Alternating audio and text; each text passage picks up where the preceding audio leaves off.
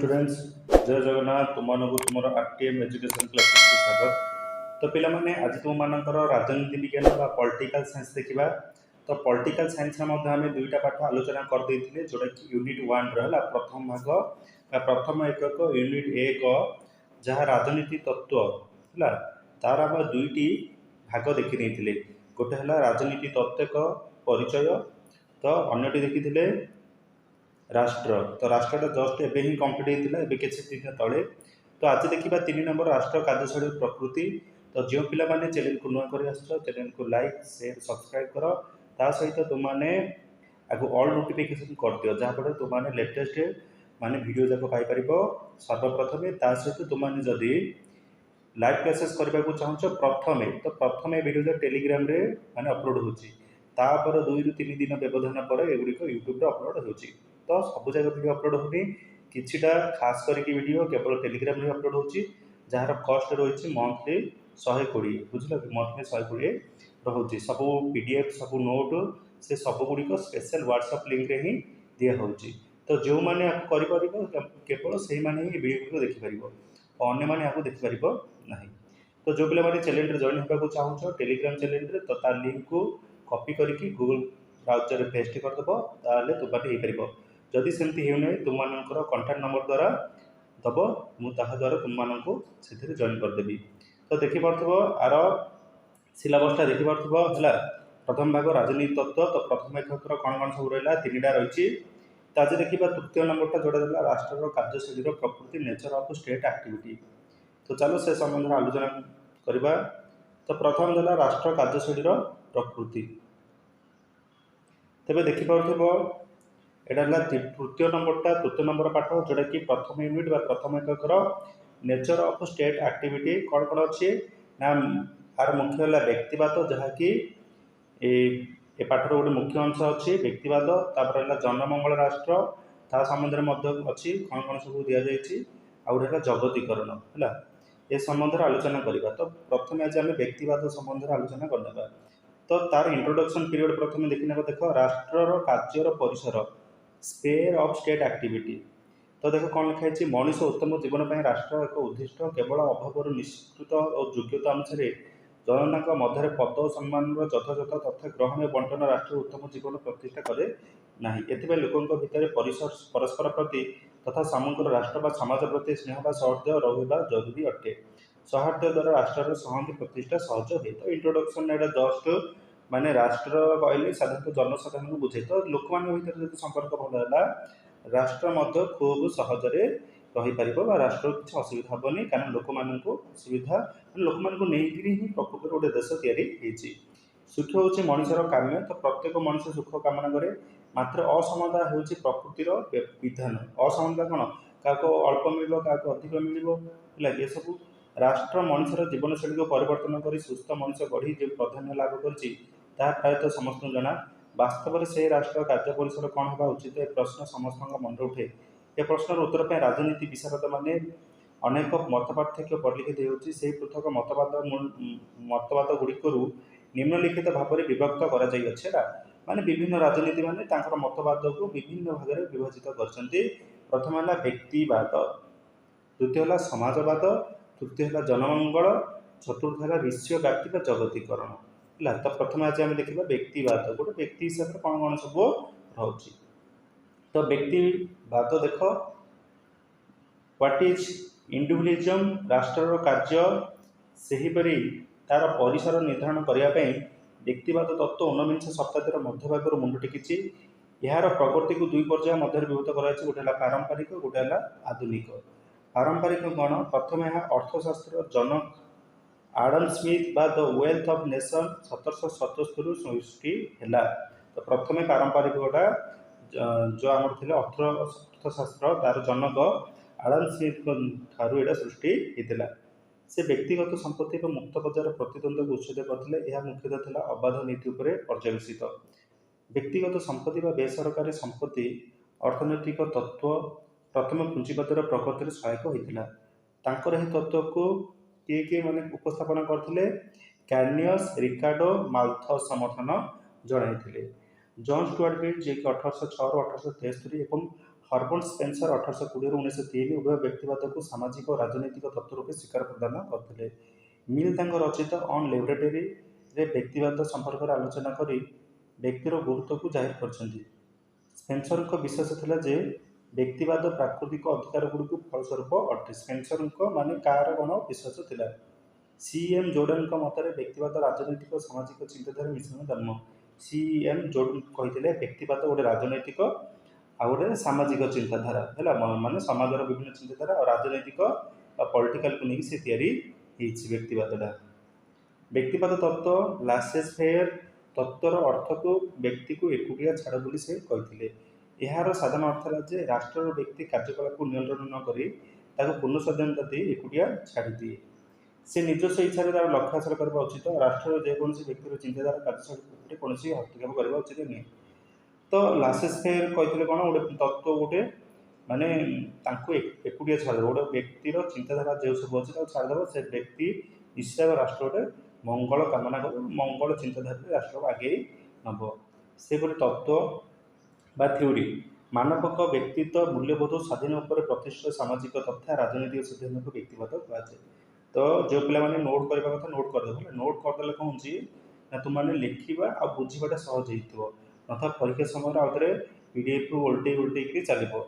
यह सब व्यक्तिर स्वाधीनता को सर्वोच्चीकरण रूपे विचार बेले राष्ट्र को गौण मनन करए। तो व्यक्तिवाद एमती माने निजस्व गोटे चिंताधारा हो निज भितर गोटे जो चिंताधारा रोचे से व्यक्तिवाद केवल निज विषय मुझे चिंता करी मनोहर है कि तो से मोर व्यक्तिगत व्यक्तिवाद चिंता हो। वैशिष्ट फ्यूचर्स देख कौन व्यक्तिवादर वैशिष्ट कौन ना प्रथम है राष्ट्र एक दरकारी मंद व्यवस्था द स्टेट नेसेसरी इवेंट। व्यक्तिवाद मत अनुसार राष्ट्र एक दरकारी मंद व्यवस्था यह मुख्यतः तीन गोटी उद्देश्य विशिष्ट कर। प्रथम यार राष्ट्र अर्थनैतिक विशृंखला रक्षा करने द्वितीयतः यह राष्ट्र को भविष्य आक्रमण रक्षा को माने राष्ट्र को सुरक्षित करे। तृतीय राष्ट्र विकास एक आईन अनुमोदन व्यवस्था को ठिकाना रूपे कार्यकारी करते। राष्ट्र को मंद व्यवस्था कहुए कारण राष्ट्र नियंत्रण हस्तक्षेप व्यक्तिर स्वाधीनता को संकुचित करते। तो राष्ट्र जो सब व्यवधान हम संविधान लागू हम जो जो नियम से गोटे व्यक्ति उपर लागू होता है। व्यक्तिर स्वतःस्फूर्त आग्रह प्रतिबंधित होता है फल बेले बेले विकासशील आकांक्षा और चरित्र ध्वंस पाई था।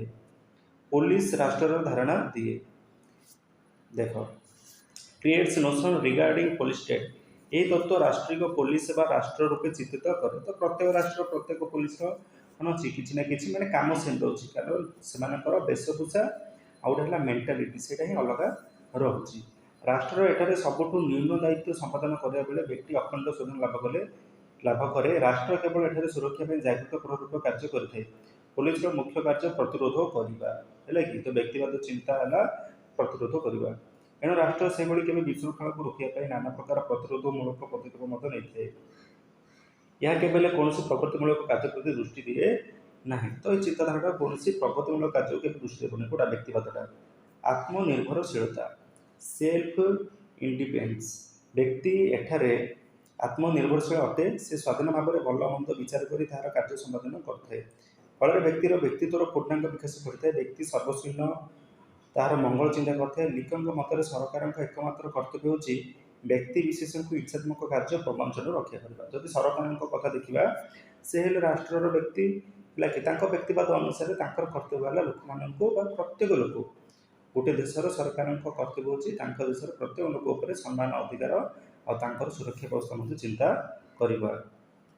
से देख चार देला पुंजीवाद और चिंताधार परिप्रकाश एक्सप्रेशन कैपेबिलिटीज ऑफ आइडियोलॉजी। व्यक्तिवाद तत्व अनुसार व्यक्तिर संपत्ति ठूल हुए से तार मन इच्छा व्यवहार करें।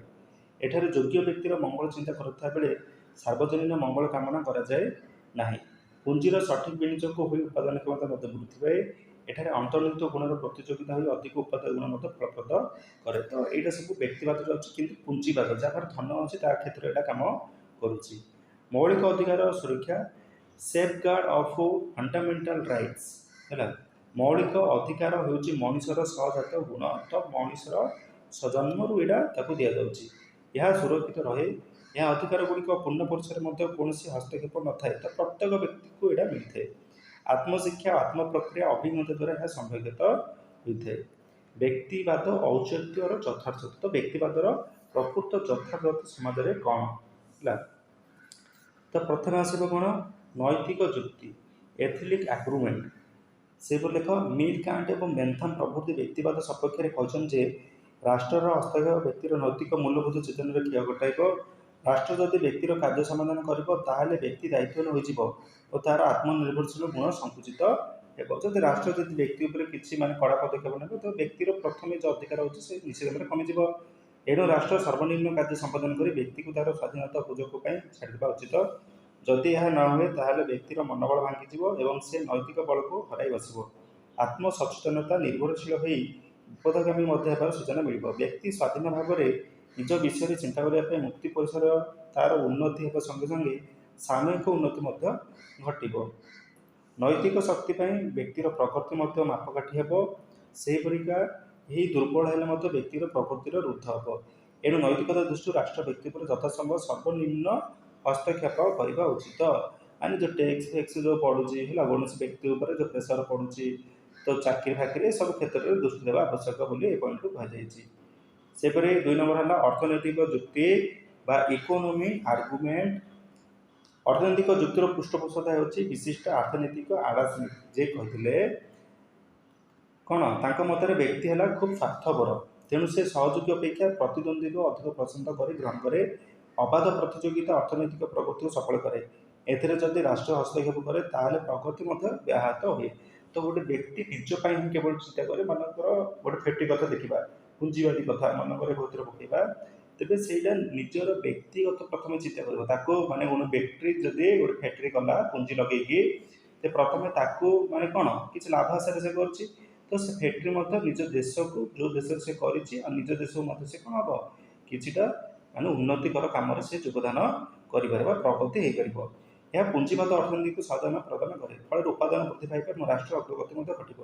ଏଣୁ ଆର୍ଥିକ ପ୍ରଗତି ଦୃଷ୍ଟିରୁ ରାଷ୍ଟ୍ର କୌଣସି ହସ୍ତକ୍ଷେପ କରିବା ଉଚିତ ନୁହେଁ। ସେହିପରି ବୈଜ୍ଞାନିକ ଯୁକ୍ତି, ସାଇଣ୍ଟିଫିକ୍ ଆର୍ଗୁମେଣ୍ଟ କ'ଣ, ହର୍ବର୍ଟ ସ୍ପେନ୍ସର ଏବଂ ଚାର୍ଲସ ଡାରୱିନ୍ ଏହି ଯୁକ୍ତିର ସପକ୍ଷବାଦୀ ଅଟନ୍ତି। ସେମାନେ ବ୍ୟକ୍ତିର ଗୁଣାତ୍ମକ ଏବଂ ବିକାଶ ଉପରେ ଗୁରୁତ୍ୱ ପ୍ରଦାନ କରିଛନ୍ତି। ଏହା ବଂଶାନୁକ୍ରମିକ ଅଟେ, ତ ବଂଶ ଅନୁସାରେ ଏଇଟା ଚାଲିଛି। ରାଷ୍ଟ୍ରର ସାହାଯ୍ୟ ବିନା ବ୍ୟକ୍ତି ତାହାର କାର୍ଯ୍ୟପନ୍ଥା ନିର୍ଦ୍ଧାରଣ କରିବା ଉଚିତ।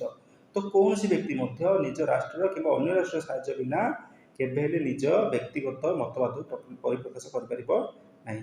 ସେମାନଙ୍କ ମତରେ ସ୍ଥିତି ପାଇଁ ସଂଗ୍ରାମ ଯୋଗ୍ୟତମର ଉଦ୍ଭାବନ ହେଉଛି 2ଟି ଆଧାର। ଏ 2ଟି ଆଧାର ବା ପ୍ରଣାଳୀ ଯଦି କାର୍ଯ୍ୟ କରେ ତାହେଲେ ଶ୍ରେଷ୍ଠ ବା ଯୋଗ୍ୟ ବ୍ୟକ୍ତି ତିଷ୍ଠି ରହିବ ଏବଂ ଅଯୋଗ୍ୟ ବ୍ୟକ୍ତି ଆପେ ଆପେ ନିଶ୍ଚିହ୍ନ ହୋଇଯିବ।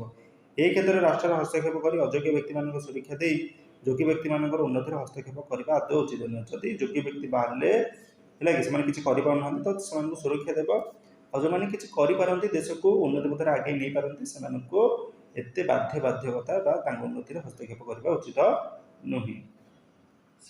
ସେପଟେ ଦେଖ ରାଜନୈତିକ ଯୁକ୍ତି, ପଲିଟିକାଲ ଆର୍ଗୁମେଣ୍ଟ। ରାଷ୍ଟ୍ର ବ୍ୟକ୍ତିର ମୌଳିକ ଅଧିକାରକୁ ସୁରକ୍ଷା ଦେବା ପାଇଁ ଦାୟିତ୍ୱ ଗ୍ରହଣ କରିଅଛି। ଏଣୁ ବ୍ୟକ୍ତିର ସ୍ୱାଧୀନତା ଓ ଅଧିକାରକୁ ସୁରକ୍ଷା ଦେବା ଛଡ଼ା ରାଷ୍ଟ୍ର ଅନ୍ୟ କୌଣସି ପରିସର ହସ୍ତକ୍ଷେପ କରିବା ଉଚିତ ନୁହେଁ। ରାଷ୍ଟ୍ର ଯଦି ତାହାର କାର୍ଯ୍ୟ ପରିସରକୁ ବ୍ୟାପକ କରେ ତାହେଲେ ବ୍ୟକ୍ତିର ସ୍ୱାଧୀନତା ସଙ୍କୁଚିତ ହେବ। ଏଣୁ ରାଷ୍ଟ୍ର କୌଣସିଠାରେ ଅଯଥା ହସ୍ତକ୍ଷେପ ନ କରୁ। ଏଇଟା ହେଲା ରାଜନୈତିକ ଯୁକ୍ତି। ପ୍ରତ୍ୟେକ ପ୍ରାର୍ଥୀ ବା ବିରୋଧୀ ଦଳ ଏମିତି କହନ୍ତି। ଏଇଟା ହେଲା ରାଜନୈତିକର। ତ ଏଇଟା ନୋଟ୍ କାଢ଼ିବ, ତ ନୋଟ୍ କାଢ଼ିଲେ ହିଁ ଗୋଟେ ବୁଝିପାରିବ ହେଲା। ସର୍ଟ ନୋଟ୍ କାଢ଼ିବ, MCQ ନାହିଁ, ସର୍ଟ ନୋଟ୍ ଯା। ରିଆଲିଷ୍ଟିକ୍ ଆର୍ଗୁମେଣ୍ଟ, ଅନେକ ଯୁକ୍ତି ଉପସ୍ଥାପନା ପରେ ବାସ୍ତବ ଦୃଷ୍ଟିକୋଣରୁ ଯାହା ସମ୍ଭବ ହେଉଛି ଅନ୍ୟ କ୍ଷେତ୍ରରେ ପରିଲକ୍ଷିତ ହେଉଛି। ରାଷ୍ଟ୍ର ବ୍ୟକ୍ତିର ପାରିବାରିକ ଓ ସାମାଜିକ ଅର୍ଥନୈତିକ ପ୍ରଗତି ପାଇଁ ଯେତେଗୁଡ଼ିଏ ଯୋଜନା କରି କାର୍ଯ୍ୟକାରୀ କରେ ତାର ପୂର୍ଣ୍ଣ ସଫଳତା ପାଏ ନାହିଁ। ଯେଉଁ ଆଶାରେ କରେ ସେମିତି ମିଳୁନି, ପୂର୍ଣ୍ଣ ମିଳୁନି। ଏହା ଦୁର୍ନୀତି ଗ୍ରାସ କରେ। ତ ଏଇଟା ଜାଣିଛ ଯେମିତିକି ଆମ ଇଣ୍ଡିଆରେ ଗୋଟେ ପରେ ଗୋଟେ ଯୋଜନା କାର୍ଯ୍ୟକାରୀ ହେଲା ସମୟରେ ଯେଉଁ ଅର୍ଥ ଲଗାଣ ବ୍ୟବସ୍ଥା ଅଛି, ଯେଉଁ ଲୋକମାନଙ୍କ ପାଇଁ ସେ ସ୍ପେସିଫିକ୍ ଯୋଜନା କରାହେଉଛି ସେଇଟା ମିଳୁନି, ସେଇଟା ଦୁର୍ନୀତିକି ଖାଇଦେଉଛି, ଦୁର୍ନୀତି ଗ୍ରାସ କରିଦେଉଛି। ଅନ୍ୟ ପ୍ରକାର ରାଷ୍ଟ୍ର ଯେଉଁ କାର୍ଯ୍ୟ କରେ ବ୍ୟକ୍ତି ତାହାର ଆନ୍ତରିକ ପୂର୍ଣ୍ଣ ସହଯୋଗ ଦିଏ ନାହିଁ। ଯେତେବେଳେ କୌଣସି କାର୍ଯ୍ୟ ଏକାନ୍ତ ହୋଇଥାଏ ସେତେବେଳେ ତାହା ସେ ମନୋଯୋଗ ଦେଇ କାର୍ଯ୍ୟ କରେ। ଏଠାରେ କର୍ତ୍ତବ୍ୟପରାୟଣ ଓ ଠକ ସମାନ ନୁହନ୍ତି। ଯାହାର ଯୋଗ୍ୟତା ବା ପ୍ରତିଭା ଅଛି ସେ ଆପଣ ଛାଏଁ ବିକଶିତ ହୋଇଥାଏ। ତ ଏ ଭିତରେ ପ୍ରତିକୂଳ ପରିସ୍ଥିତିରେ ଯାହାର ଯୋଗ୍ୟତା ଅଛି ସେ ନିଶ୍ଚିତ ଭାବରେ ନିଜେ ବିକଶିତ ହୋଇପାରିବ। ଏଥିପାଇଁ ରାଷ୍ଟ୍ର ହସ୍ତକ୍ଷେପ କରି ତାହାର ପ୍ରତିଭାର ପ୍ରତିବନ୍ଧକ ରୂପେ ଛିଡ଼ାଇବା ଆଦୌ ଉଚିତ ନୁହେଁ। ବାସ୍ତବରେ ସରକାରୀ उद्योग अपेक्षा घरोई उद्योग अधिक लाभ रोचे। तो सरकारी अपेक्षा घरोई कारण से चेष्टा करुचे बुझे तार फंडामेंटाल तार योजना तार आइडियल घरोई मानक तार एम्प्लॉय मान प्रति जो व्यवहार सी पूरा ठीक रोचे बुझल। तो घरोई साधारणतः लाभवान होउछि। एतु प्रमाण मिलुछि जे व्यक्तिगत जत्न मनोनिवेश समूह बा राष्ट्रीय उद्योग ठाରୁ निश्चय आगे तेणु राष्ट्र अଯଥା हस्तक्षेप निंदनीय अटे। तो यहाँ सरीगला पे तो आम आरथर देखा व्यक्तिवाद विरुद्ध में समालोचना क्रिटिसिजम एग्नेस्ट इंडिविजुअलिज्म। तो आर विषय आम आलोचना करबा व्यक्तिवाद समालोचना। तो से पूर्व तुम मैंने नोट कर जो पे टेलीग्राम चैनल जॉइन होगा चाह निश्चित भाव में जॉइन हो पार। तो पे देखा एक फ्रेश से धन्यवाद। जय जगन्नाथ।